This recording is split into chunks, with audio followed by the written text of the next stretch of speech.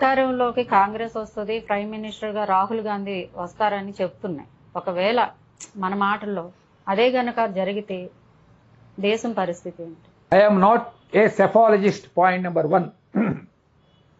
I am not a politician, point number 2. And I am not an astrologer, point number 3. ఒకవేళ గనక రాహుల్ గాంధీయే గనక తిరిగి భారతదేశానికి ప్రైమ్ మినిస్టర్ అయినట్లయితే ఈ దేశము 1947కు ముందున్నటువంటి దుర్గతికి వెళ్లిపోతుంది. ఇది నిస్సందేహంగా ముదిగొండ శివప్రసాద్ చెప్తున్నటువంటి మాట. 1947కు ముందు భారతదేశం ఎలా ఉందో అలా ఈ దేశం ఇటలీకి అమ్మివేయబడుతుంది. It will be sold out to Italy. మళ్ళీ ఇండియా బ్రిటిష్ వాళ్ళ దగ్గర నుంచి తెచ్చుకొని వెండి పళ్ళెల్లో పెట్టి తిరిగి ఇటలీకి అమ్ముతారు దేశాన్ని. తినడానికి తిండి ఉండదు, కరెంట్ ఉండదు, తాగేందుకు నీళ్లు ఉండవు. ఎన్నెన్ని కుంభకోణాలు చేశారమ్మా వీళ్ళు. రాహుల్ గాంధీకి ఎవరిచ్చారు అడగండి. లండన్ హౌస్ ఎవరిచ్చారు అతనికి? I'm asking this question. London house అని పెద్ద building. Who donated that building? కొంచెం పొలిటికల్ గా వెనక్కి తిప్పి ఆ పేజీలు చూడండి. బోఫోర్స్ కుంభకోణం దగ్గర నుంచి, హెలికాప్టర్ల కుంభకోణం దగ్గర నుంచి, షాపర్స్ కుంభకోణం దగ్గర నుంచి, సబ్మెరీన్స్ కుంభకోణం నుంచి, Panama banks, Virginia islands, Caribbean islands, Swiss banks, మొత్తం చేసిన ధనం అంతా కూడా లూట్ చేసి విదేశాలకు తీసుకుపోయారు. ఈ ఓటర్లకు సిగ్గు, శరం, చీము, నెత్తురు, మానం, మర్యాద, దేశభక్తి లేదా? ఏ మొహం పెట్టుకొని మీరు రాహుల్ గాంధీకి ఓటేస్తారు? Who is this Rahul Gandhi? Is Rahul Vinci, is not Rahul Gandhi. Gandhi అనే పేరు ఎట్లా పెట్టుకున్నాడమ్మా ఇతను? His name is Rahul Vinci. Is a practising Christian. ఇతను ఎలక్షన్ ప్రాపగాండాకి వెళ్ళినప్పుడు పైన ఇట్లా పైన వేసుకుంటాడు యజ్ఞోపేతం. యజ్ఞోపేతం పైన ఉండకూడదు. యజ్ఞోపేతం లోపల నుంచి చొక్కా వేసుకుంటారు, పైన శాలువాలు కప్పుకుంటారు పాపం సద్బ్రాహ్మణులు. అంటే ఇది ఫ్యాన్సీ డ్రెస్ అనమాట. హై స్కూళ్లలో ఫ్యాన్సీ డ్రెస్ నాటకాల్లో వేస్తారు చూడండి. అట్లా మాది దత్తాత్రేయ గోత్రము, నాకు పైన యజ్ఞోపేతం చూడండి. ఎందుకంటే ఉత్తరప్రదేశ్ లో బ్రాహ్మిన్ ఓట్స్ కొన్ని ఉన్నాయి, వాళ్ళు కొంచెం మెజారిటీలో ఉన్నారు అక్కడ. అంటే టిల్టింగ్ అనమాట, టిల్టింగ్ స్టేజ్ లో ఉన్నారు అక్కడ బ్రాహ్మిన్స్.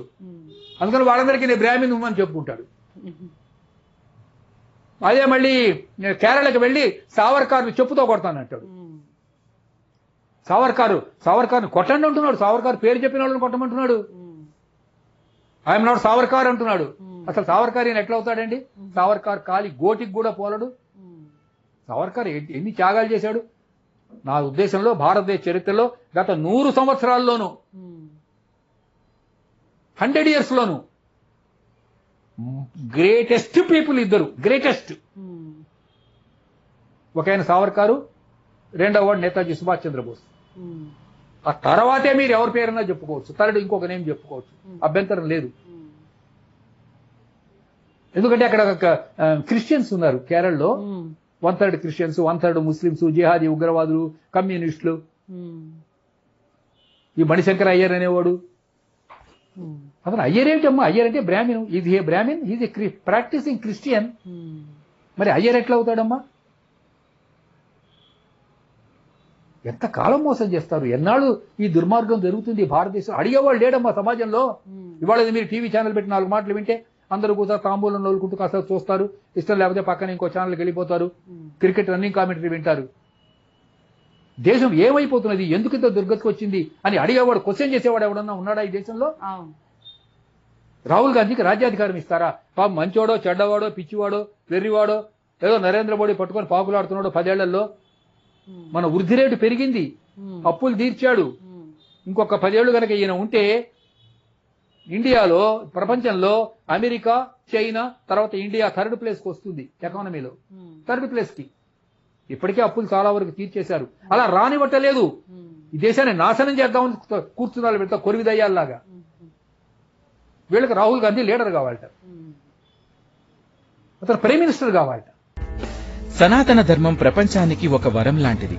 సనాతన ధర్మం యొక్క గొప్పతనాన్ని మేము untold stories from Hinduism, Vedic facts, ధర్మ సందేహాల ద్వారా మనలో చాలా మందికి తెలియని విషయాలు చెప్తూ జాగృతి పరిచే ప్రయత్నం చేస్తున్నాము. సనాతన గొప్పతనాన్ని చాటేందుకు వీడియోస్ ను లైక్ చేయండి, అలాగే షేర్ చేయండి. సబ్స్క్రైబ్ చేయడం ద్వారా మాకు సపోర్ట్ ఇవ్వండి. అలాగే మీ అభిప్రాయాలను కామెంట్స్ రూపంలో పంచుకోండి.